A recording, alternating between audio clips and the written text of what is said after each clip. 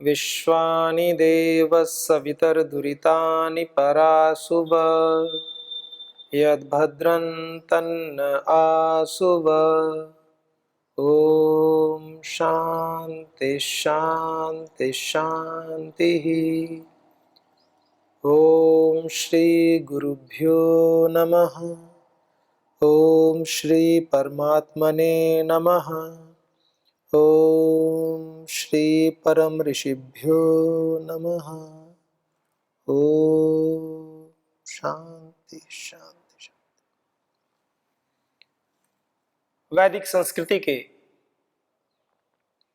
क्रम से चले आ रहे इन अंकों में हम ऐत्रेयोपनिषद के विषय में चर्चा कर रहे हैं। हम ये देखते हैं किस प्रकार से सृष्टि की उत्पत्ति हुई, किस प्रकार से लोक और लोकपालों की उत्पत्ति हुई और किस प्रकार से अंततः इस शरीर की उत्पत्ति हुई। और इस ऐत्रेयोपनिषद के तीसरे अध्याय में अंतिम में हम यह देख रहे हैं कि किस प्रकार से उस प्रज्ञान स्वरूप आत्मा को जानकर शरीर में प्रज्ञान रूप आत्मा और बाहर भी ऐशा ब्रह्मा ऐशा प्रजापति जो कहा है वो बाहर समष्टि के रूप से एक चेतन शक्ति विद्यमान है, उसके विषय में उसी को प्रज्ञान स्वरूप कहा है। जब उस शक्ति को हम अपने अंतस में, अपने हृदय में, अपने इस पिंड में अनुभव करते हैं तो उसी शक्ति को प्रज्ञान के रूप में वही शक्ति हमारे इस पिंड भूत हो जाती है।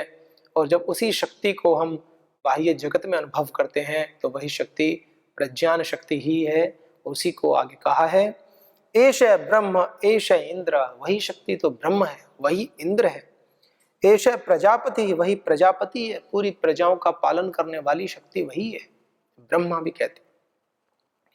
एते सर्वे देवा, ये जितने भी अग्नि आदि देवता हैं सभी देव भी, इमानी च पंच महाभूतानी, और ये जो पंच महाभूत हैं, पंच महाभूत जो सृष्टि की उत्पत्ति स्थूल भूत जिनको कहते हैं वो सारे पृथ्वी वायु आकाश जल और तेज, ये पंच महाभूत होते हैं।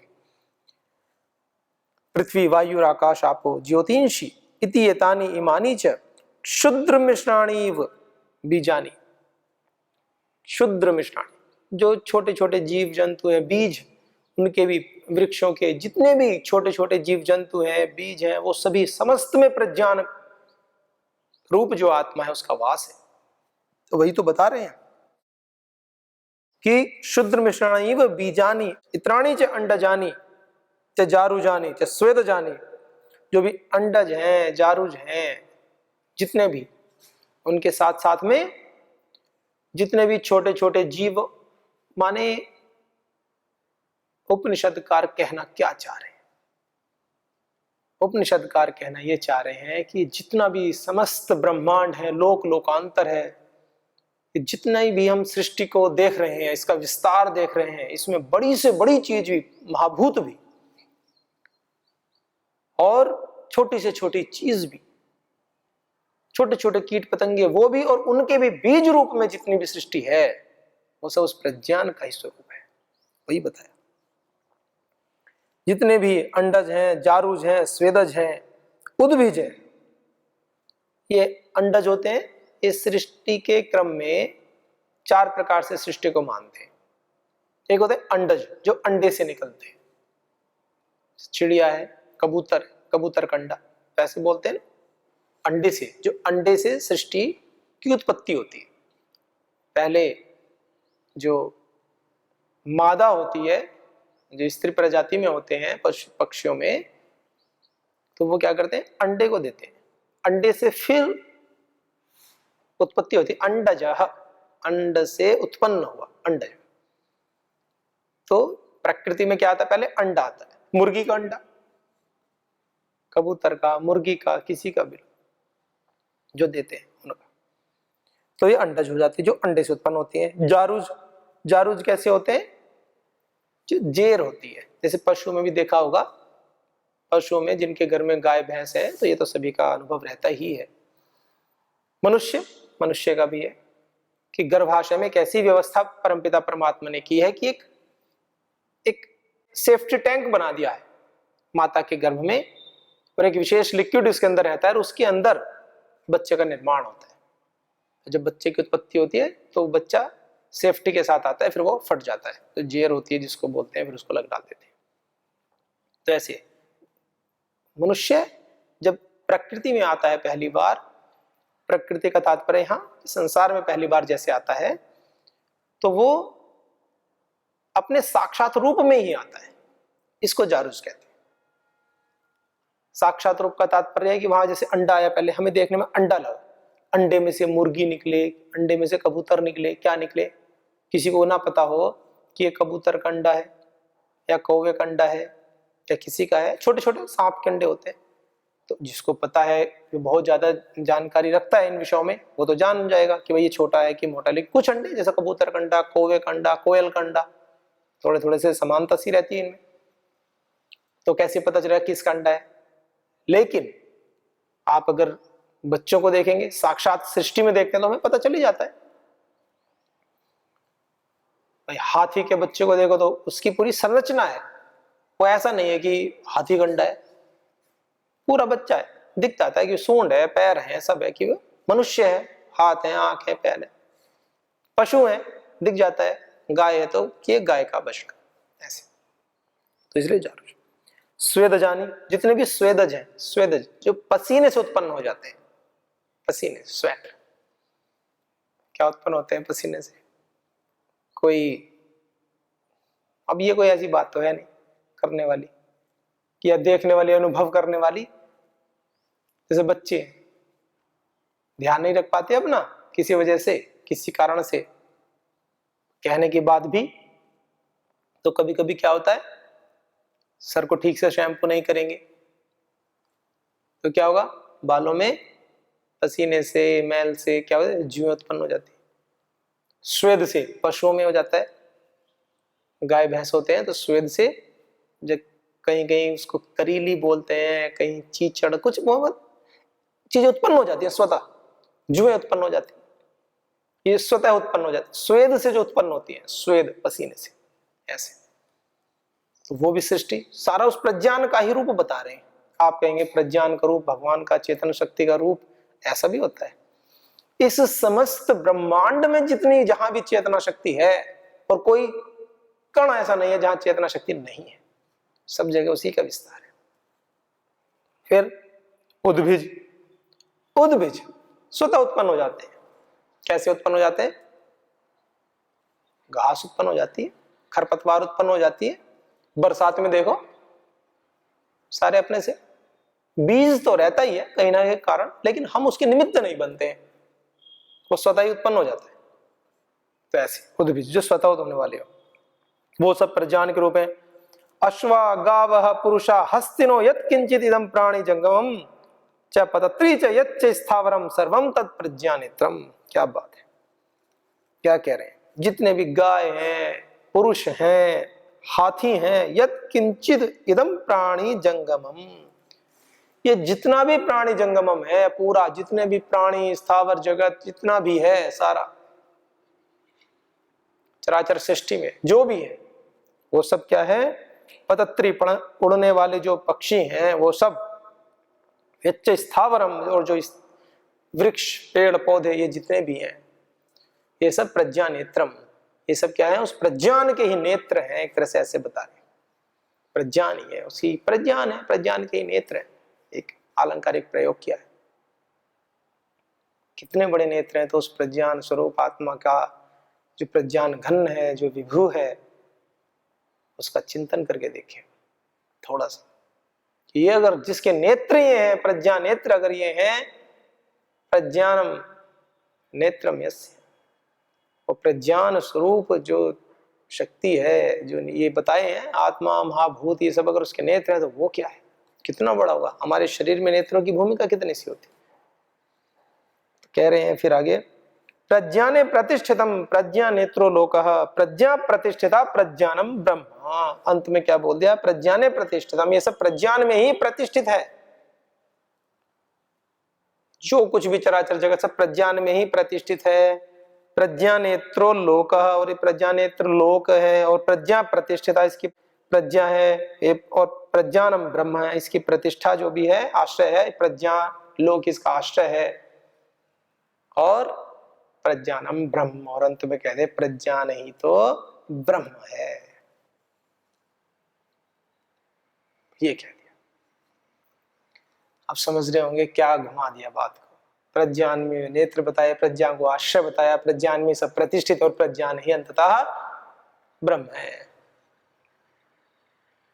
पूर्णमदः पूर्णमिदं पूर्णात् पूर्णमुदच्यते पूर्णस्य पूर्णमादाय पूर्णमेवावशिष्यते।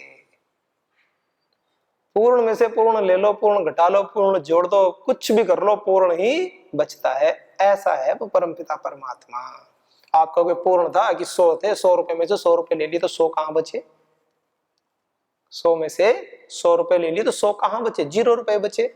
लेकिन यह मनुष्य की बुद्धि कार्य नहीं आती। आध्यात्मिक पुरुषों की, ऋषियों की, संतों की वाणी जब वो आध्यात्मिक चेतना के उच्च स्तर पर रहते हैं, अध्यात्म के ऊंचे शिखर पर आरोहण करते हैं, और जब वो अनुभूतिक सत्यों को हमारे समक्ष प्रस्तुत करते हैं, तब उस अवस्था में वो यह बोलते हैं, ईश्वर कैसा है? पूर्ण में से पूर्ण ले लो। कोई कहे कैसे पूर्ण में से पूर्ण लेंगे? कोई साधना करता है साधक, प्रभु की याद में आंसू बहाता है, जिससे आप प्रेम करते हैं उसकी याद में आंसू बहाओ, फिर धीरे धीरे उसी के अंदर ईश्वर का अनुभव करो। और सबसे उत्तम कोटि है कि सीधे उस परमपिता परमात्मा की याद में आंसू बहाए। आप कहेंगे जी बैठ गए परमपिता परमात्मा की याद में, याद तो कुछ आ ही नहीं, याद तो सृष्टि आ रही है, क्योंकि परमात्मा तो दिखता नहीं है। या तो माता जी की आएगी, या तो पिताजी की आएगी, या तो सगे निकट संबंधियों की आएगी, जिसने पैसा किसी से लिया होगा उसको उधार देने की याद आएगी। तो ऐसे चोर है तो पुलिस की याद आएगी, पुलिस है तो उसको अपने कर्तव्य कर्मों की याद आएगी, घर परिवार के बच्चों के परीक्षा है, पेपर, उनकी याद आएगी, बच्चों को अध्यापकों की याद आएगी कि कल का कार्य नहीं किया तो गुरुजी कक्षा में डांटेंगे। भगवान जी की याद कहां आई? तो कहते हैं तस्य वाचका प्रणव, ओम का जाप करो, तज्जपस तदर्थ भावनम, और उसके जाप से उसका ध्यान करो। योग दर्शन में महर्षि पतंजलि कहते हैं उस पूर्ण का ध्यान कैसे करें जो सब जगह है लेकिन दिखता तो नहीं है। दो पक्ष है, एक ये कहते हैं सब जगह है दिखता नहीं, एक ये कहते हैं सब जगह उसी का वास है, दिखता तो है, सब जगह उसी का अस्तित्व तो समाया है, परमात्मा ही तो है। हम सबके माध्यम से परमपिता परमात्मा की ही तो विभूति है जो हम देख पा रहे हैं, जिसके अंदर जो भी प्राकृष्ट गुण बढ़ा हुआ है वो परमपिता परमात्मा की ही तो देन है। मनुष्य का क्या सामर्थ्य, लेकिन ईश्वर की कृपा से वो अपने सामर्थ्य को इतना बढ़ा लेता है कि उसी को ईश्वर कहने लगते हैं। भगवान राम, भगवान कृष्ण बोलने लगते हैं, महापुरुषों को हम भगवान की संज्ञा देने लगते हैं। वो अपने गुणों को इतना बढ़ा लेते हैं, इतना बढ़ा लेते हैं।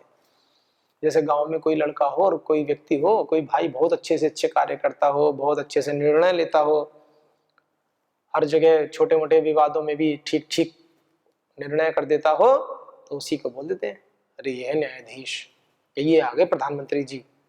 तो ऐसे थोड़ा कमेंट में ही बोल देते हैं, लेकिन वास्तव में जो सच्चे लोग हैं, अच्छे लोग हैं, वो जानते भी हैं कि अच्छे काम कर रहा है। होता भी। आप स्वतः अपने उदाहरण अपने आप आसपास देख लिया करें। हमें जो उदाहरण है वो हम बहुत बड़े बड़े उदाहरण देखना चाहते हैं, हम अपने आसपास खोजना नहीं चाहते। हमें अपने घर परिवार में उदाहरण मिल जाएंगे। हाँ, कुछ आलम्बन तो अत्यंत श्रेष्ठ आलम्बन है, जिन्होंने इस समाज को एक नई दिशा दी है, वो आलम्बन तो हमें रखने चाहिए, क्योंकि मनुष्य के ज्ञान के आधार पर जो आलम्बन होंगे, छोटे मोटे आलम्बन, उनमें कभी दोष आने पर उसको बुरा लगेगा। कभी भी हमारे आदर्श जिनको हम मानते हैं, हमने परमपिता परमात्मा को अपना आदर्श माना, हमने गुरु को अपना आदर्श माना, कभी जाने अनजाने भूलवश कभी हम देखते भी है ना समाज में, कोई किसी को भी गुरु बना लेता है और गुरु जी ऐसे कार्य कर लेते हैं, फिर चेले परेशान। ऐसा नहीं, पूर्ण सात्विकता से, पूर्ण प्रामाणिकता से, पूर्ण निष्ठा और श्रद्धा के साथ अपने गुरु का चयन करें और गुरुपदिष्ट मार्ग पर जो भी गुरु जी मार्ग को बताएं 100% पूर्ण श्रद्धा ज्ञान पूर्वक उसके ऊपर आगे बढ़े। तो मैं कह रहा था कि निष्ठाएं कभी परिवर्तित नहीं होती। किसी ने कोई गलत कार्य कर दिया तो उससे हमारी निष्ठा थोड़ी खराब हो गई। हमने तो सत्य पर, उस परमपिता परमात्मा के सत्य स्वरूप पर, सत्य प्रेम करुणा वात्सल्य शुभ जो भी हमारे वेदों में, वैदिक संस्कृति में, उपनिषदों में, शास्त्रों में, दर्शनों में लिखा है, उसके आधार पर उन सत्यों के आधारित तथ्यों को परख करके गुरु का चयन किया है, तो हमारा ज्ञान कैसे मिथ्या हो सकता है, हमारे आदर्श मिथ्या कैसे हो सकते हैं। इसलिए हमें व्यक्ति नहीं, व्यक्ति के साथ साथ विचारों की भी आराधना करनी होती है। और आप अपने सामने देख सकते हैं वर्तमान समय में परम श्रद्धेय योग ऋषि श्री स्वामी जी, श्रद्धाचार्य श्री जी, वो अपने कृति से, विचारों से, कर्तृत्व से, हर प्रकार से समाज के सामने एक महा आदर्श प्रस्तुत कर रहे हैं। प्रातः काल से रात्रि पर्यंत जीवन को इतना तपा रखा है, जो लोग दूर से सुनते हैं उनको लगता है कि स्वामी जी ने आकर ये कार्यक्रम किया, लेकिन जो उनके पास रहते हैं, देखो कार्य तो कहीं भी करने होते हैं, उनके जीवन में भी धन्यता है। अभी इस विषय को वो भी धीरे धीरे समझ लेंगे कि वो पुण्य का कार्य है। 2 प्रकार से कार्य होते हैं, चोर चोरी करता है, निकृष्ट कार्य होता है, और जज बैठ करके सजा सुनाता है, वो एक उत्कृष्ट कार्य होता है। कार्य तो सभी कर रहे हैं, कार्य में कोई तुलना नहीं, लेकिन जो मैं गलत और सही कार्य का भेद बता रहा हूं। कार्य कुछ छोटे कुछ बड़े भी होते हैं, कुछ कार्यों में अधिक पुण्य मिलता है, कुछ में कम पुण्य मिलता है। कार्य तो ठीक है, लेकिन ऐसा भी तो है। तो इसलिए जो श्रेष्ठ कार्य होते हैं हमें उनको चुनना चाहिए, पूर्ण प्रयोजन, पूर्ण पुरुषार्थ करना चाहिए, ताकि हमारे सभी प्रयोजन सिद्ध हो सके। साधक के प्रयोजन कैसे होते हैं? लाभ कमाना प्रयोजन है क्या? नहीं। आत्मिक उन्नति, आध्यात्मिक उन्नति करना, अपने जीवन से कपट को, झूठ को, छल को निकाल देना, सत्व को प्रतिष्ठित करना, और इस जीवन में, इसी क्षण हमें ईश्वर को पाना है, ऐसा प्रबल संवेग अपने जीवन में उपस्थित करना, और धैर्य इतना हो कि कभी भी मिले, और वेग इतना हो अभी मिले। इन दोनों में समन्वय बना करके साधक आगे बढ़ता है, ज्ञान और पुरुषार्थ पूर्वक, श्रद्धा पूर्वक। ज्ञान और श्रद्धा पूर्वक, ज्ञान और श्रद्धा पूर्वक पुरुषार्थ की पराकाष्ठा का, सातत्य ही सफलता का मूल मंत्र है। परम श्रद्धेय श्री स्वामी जी ने ऐसा वाक्य कहा।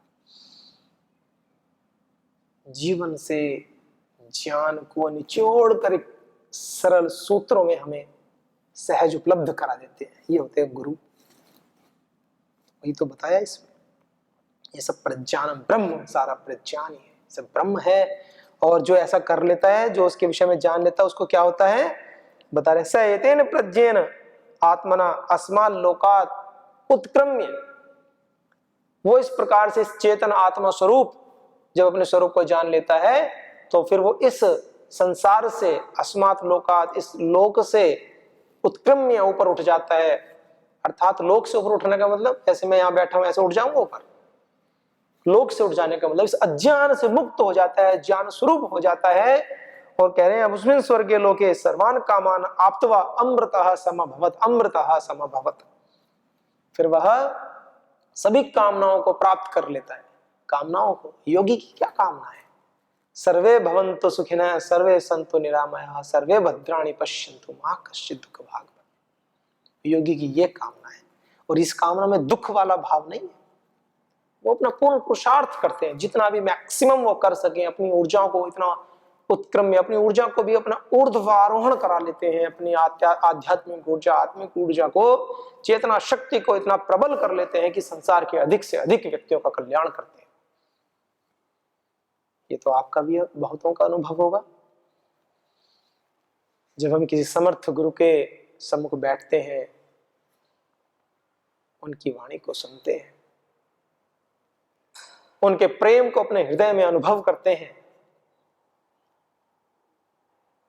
तो हमारे जो विकार हैं वो धीरे धीरे नष्ट होने लगते हैं, उनका क्षरण होने लगता है और एक नवीन ऊर्जा का एहसास होता है। हमें हमारे जीवन के से दुर्गुण हमारे जीवन के दूर होने जाते हैं, दूर होने लगते हैं।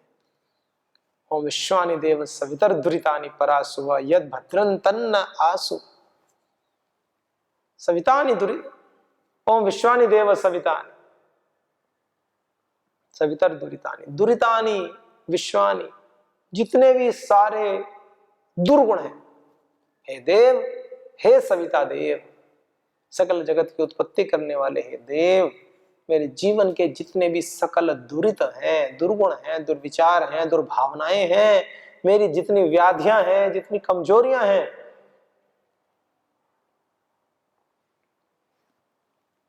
सबको परास हुआ दूर कर दो। यद भद्रम, जो भी शुभ है, कल्याणकारी है, वेदोक्त है, वैदिक संस्कृति के अनुकूल है, क्योंकि वैदिक संस्कृति सार्वभौम संस्कृति है। अब कोई माने या ना माने, ईश्वरीय वाणी है, अपौरुषीय वाणी है वेद, और वेदों में ज्ञान निहित है, वो सर्वकाल में सत्य है, प्राचीन भी है, अर्वाचीन भी है, कालातीत ज्ञान है वेद का, और मानना ही होगा। जिसको जीवन में सुख चाहिए, शांति चाहिए, धैर्य चाहिए, आध्यात्मिक उन्नति चाहिए, और यद भद्रम तन्न आसु, वह हमारे अंदर प्रवेश करे, उसको हम स्वीकार करें। ऐसी परम पिता परमात्मा से हम प्रार्थना करते हैं।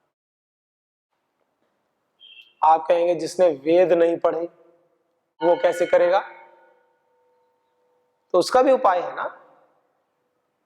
वेद विदज्ञाने विदलिरे लाभे, ज्ञान स्वरूप जो विषय है वही तो वेद है।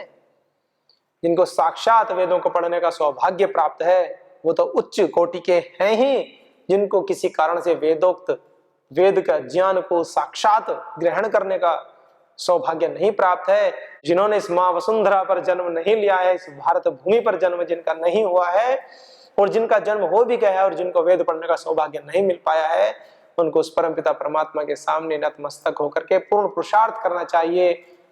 हाथ जोड़ करके, आंखों में अश्रु लेकर के, नतमस्तक होकर के उस प्रभु से प्रार्थना करें कि हे प्रभु, अगर आप बुजुर्ग हैं तो प्रार्थना कीजिए कि हे प्रभु, हमें अगले जन्म में हम ब्रह्मचारी बने और वेदोक्त विषयों का अध्ययन करें, पतंजलि गुरुकुलम, वैदिक गुरुकुलम में आकर के पढ़ें। और जो युवा हैं, जो अपने अपने कार्यों में लगे हैं, वो भी इस बात को विचारें कि अगर कार्य कर रहे हैं तो जितना भी समय थोड़ा भी मिले तो हमारे आस्था चैनल, वैदिक चैनल पर बहुत अच्छे अच्छे कार्यक्रम आते हैं, बहुत अच्छे अच्छे विद्वान हैं, बहुत अच्छे अच्छे भाई बहन हैं जो वेदों के विषयों को, उपनिषदों को, दर्शनों को बोलते हैं, बताते हैं आपके लिए। अंततः तो हम सब अपने लिए ही कर रहे हैं, ये तो एक नितांत सत्य होता ही है। पर ये शब्द जो मैंने कहा ना, जो वाक्य मैंने बोला है, ये अल्टीमेट बात है कि अंततः तो हम अपने लिए ही करते हैं। हम सब कहते कुछ भी हैं, लेकिन अंततः वो एक अलग बात है। फिर वो निष्काम अवस्था होती है, अवस्था वो एक अलग विषय। तो इतने सारे विषय हैं, तब जाकर के परमात्मा की भक्ति में लगा जाता है। तो आप देख लीजिए, आप जिनकी भक्ति करते हैं, जिनको पाना चाहते हैं, जिनको अपने जीवन में आत्मसात करना चाहते हैं, ऐसे परमपिता परमात्मा, ऐसे प्रभु के श्री चरणों में हमें नतमस्तक होना चाहिए। जो सीधे ऐसे कार्य को कर सकते हैं वो सीधे ऐसे करें। कुछ होते हैं या कुछ मित्र हैं, उनसे बात हुई कि निराकार परमात्मा की उपासना क्या करूं। वो कहते हैं जी आज तक तो हमारे घर परिवार में सारों ने मूर्ति पूजा की है, मूर्ति में ही भगवान कृष्ण की मूर्ति, भगवान राम की मूर्तियां, और उनको हमने तो उनमें ही भगवान को अध्यारोपित करके उनमें ही भगवान को माना है। तो उसमें हम कैसे करें? भगवान को माना है ना, उनके चरित्र को मान करके अपने अंदर सद्गुणों को बढ़ाएं। अगर ऐसा करने से आपके अंदर सात्विकता बढ़ रही है और उस बल में वृद्धि हो रही है, ऐसे नहीं कि भगवान राम जी को तो मान लिया, भगवान कृष्ण को तो मान लिया। अगर भगवान कृष्ण को माना है तो भगवान कृष्ण के उस सुदर्शनधारी रूप को भी मानना होगा और भगवान कृष्ण के इस योगेश्वर रूप को ही मानना। भगवान राम को माना है तो मर्यादाओं की सीमा का भी अतिक्रमण जिन्होंने कर दिया है। अब यहां सीमाओं के अतिक्रमण का अर्थ कोई सीमाओं का उल्लंघन से नहीं है, प्रसंग विशेष में बात कह रहा हूं, अर्थात मर्यादाओं की एक न मिटने वाली सीमाएं उन्होंने बना दी। वर्तमान प्रचलित सीमाओं का अतिक्रमण करके और नई नई मर्यादाओं की सीमाएं सेट कर दी है जीवन में, कि मनुष्य जब मर्यादा निभाने पर आता है तो किस स्तर पर निभा लेता है, कैसे मर्यादाओं को निभाते हैं। भगवान राम वन में जाने के लिए सहर्ष तैयार हैं, माता सीता उनकी सेवा में जाने के लिए तैयार हैं, और छोटा भाई लक्ष्मण अपने भाई और माता तुल्य भाभी की सेवा में जाने को तैयार है।